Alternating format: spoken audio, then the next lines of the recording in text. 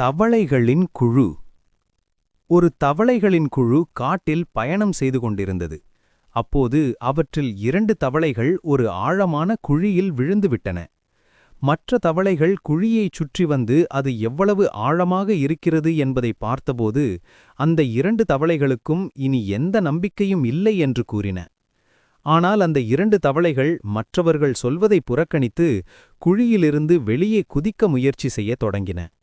அவர்கள் தொடர்ந்து முயன்றாலும் மேலே இருந்த தவளைகள், விட்டுவிடுங்கள், நீங்கள் ஒருபோதும் வெளியே வர முடியாது என்று கூறிக்கொண்டே இருந்தன.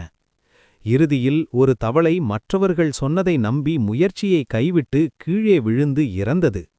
ஆனால் மற்ற தவளை முடிந்தவரை பலமாக குதித்துக் கொண்டே இருந்தது.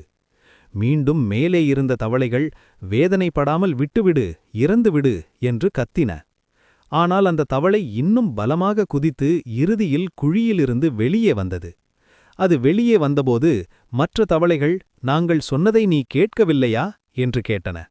அப்போது அந்த தவளை, எனக்கு கேள்வி சக்தி இல்லை, நீங்கள் என்னை ஊக்குவிக்கிறீர்கள் என்று நான் நினைத்தேன் என்று கூறியது.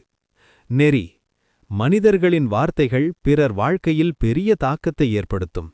உங்கள் வாயிலெழுந்து வரும் வார்த்தைகளை பேசுவதற்கு முன் சிந்தியுங்கள். அது ஒருவரின் வாழ்க்கையையும் மரணத்தையும் தீர்மானிக்கும் அளவிற்கு முக்கியமானதாக இருக்கலாம்.